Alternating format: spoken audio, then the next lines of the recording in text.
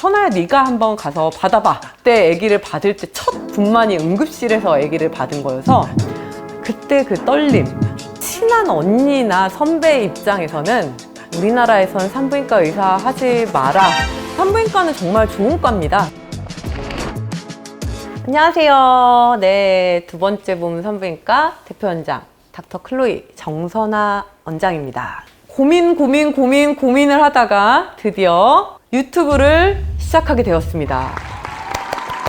여러분들과 조금 더 가깝게 정말 하고 싶은 이야기들을 조금 더 진솔하게 얘기해 볼 수 있을 것 같고, 여러분들도 좀 더 편하게 댓글도 달고 소통을 같이 이어나가실 수 있을 것 같아요. 궁금한 내용들 많이 피드백 주시고 의견 많이 달아주시고 얘기 많이 해주시면 이제 궁금한 내용 있으면 업데이트를 계속 이어나가도록 하겠습니다. 너무 반갑습니다.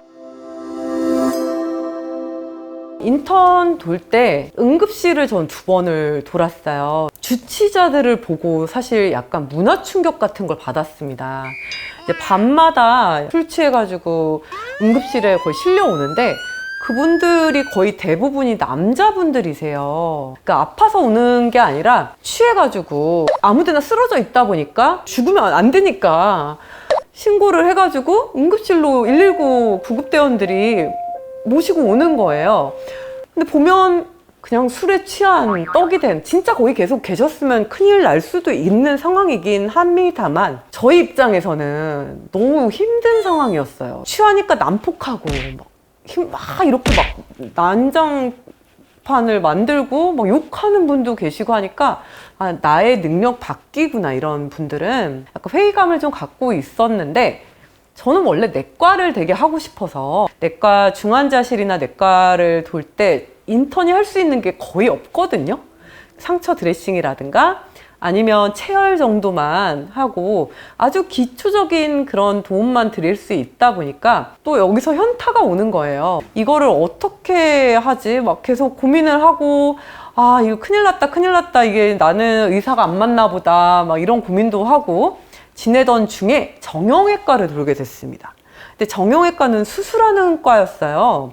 그리고 되게 심플합니다. 생각보다. 뭐 부러지면 붙이면 되고 찢어지면 꼬매면 되고 이런 게 너무 재밌는 거예요. 그리고 환자들이 수술을 하면요 드라마틱하게 좋아져서 퇴원을 하는 거죠. 그걸 보고 아, 나는 수술방을 가야겠다. 수술하는 과를 가야겠다라는 생각이 들었고요. 이제 정형외과는 여자가 하기에는 되게 조금 체력적으로 붙이는 일들이 많았습니다. 그래서 정형외과는 포기. 여자가 과연 할 수 있는, 수술할 수 있는 과가 어떤 게 있을까 하다가 산부인과를 계속 마음에 두고 있었던 차에 마지막 턴이 또 ER이었어요. 응급실을 도는데 환자가 분만할 것 같다고 막 차에 실려서 오고 있다는 거예요. 응급실로 거의 오는 순간 거의 분만을 했는데, 응급실 이제 레지던스 선생님들이 제가 산부인과에 관심이 많은 거를 알고 계셔가지고 선아야 네가 한번 가서 받아봐 라고 저를 이렇게 등 떠밀어 주셨어요. 그래서 제가 받았습니다. 아기도 안전했고 엄마도 다행히 안전하셨어요. 그때 아기를 받을 때 첫 분만이 응급실에서 아기를 받은 거여서 그때 그 떨림, 그 두근거림이 너무 좋더라고요. 아기를 잡는 그 느낌, 그 토실토실한 아기의 그 엉덩이를 잡는 느낌, 그런 것들도 너무 좋아서 아, 나는 무조건 산부인과 해야겠다 라고 해서 지원을 하게 됐습니다. 산부인과 의사의 매력은 정말 많죠. 우선은 여성의 전 인생에 다 관여할 수 있다는 것, 그게 되게 매력적인 것 같아요. 전체를 다 케어할 수 있는 가디언의 역할을 할 수 있다는 거는 같은 여성으로서도 되게 또 매력적인 일이고요. 너무 공감할 수 있는 내용들이 또 많고, 제가 어떻게 관리하고 처치하고 직접 얘기해 줄 수 있다는 것도 상당히 또 환자분들이 설득력 있게 들으시더라고요. 그런 부분도 되게 재밌는 것 같습니다.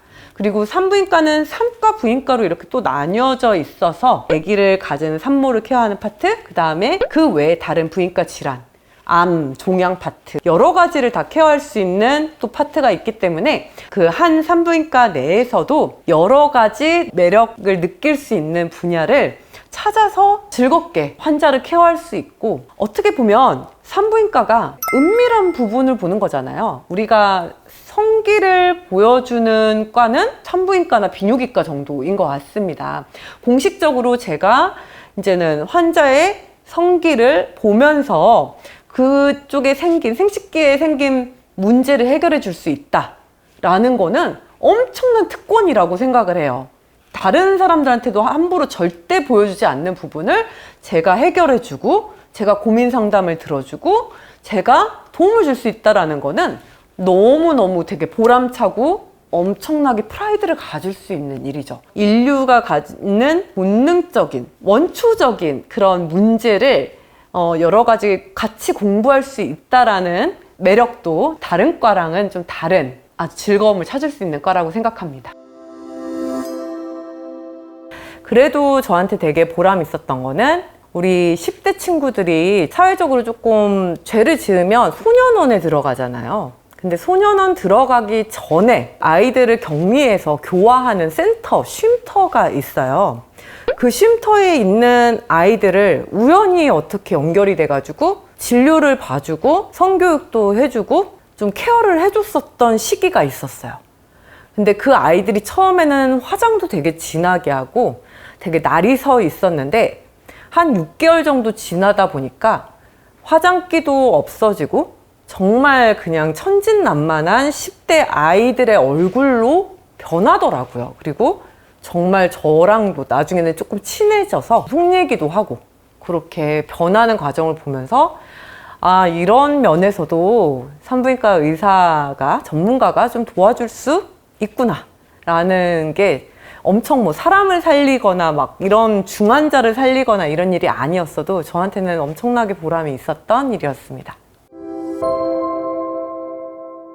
제가 산부인과에 대한 자랑을 많이 했는데도 불구하고 특히 산부인과 전문의가 줄고 있는 거는, 우선은 첫 번째로는 출산율이 떨어지는 게 제일 큰 문제인 것 같아요. 결혼하셨는데도 불구하고 나는 아기를 안 낳겠다, 아기 낳을 계획이 없어요, 이렇게 말씀하시는 환자분들 되게 많거든요. 그러다 보니까 산부인과 의사가 액팅을 할 수 있는 기회조차 줄어들고 있다라는 그런 느낌도 듭니다. 근데 특히 산과는 분만이라는 과정이나 임신을 유지하는 과정은 자연스러운 과정인 것 같지만 상당히 위험한 일들이 중간중간에 많습니다. 그러다 보니까 소위 의사가 어찌할 수가 없는 불가항력적인 상황이 발생할 수도 있는데, 교과서에도 나와 있거든요.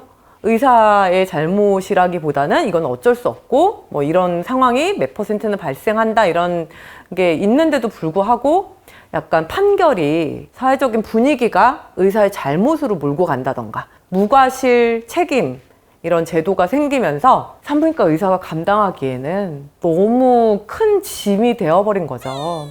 분만을 계속 하다 보면 어쩌면 평생 분만을 받는 선생님들은 인생에 한두 번 정도는 사고를 겪을 가능성이 분명히 있으신데, 그때 막 몇십억씩 물어내야 되는 상황이 발생한다면 그걸 누가 하고 싶을까 싶습니다. 어떤 의사가 자기가 맡은 산모의 아기가 잘못되는 거를 원하는 의사가 있을까요?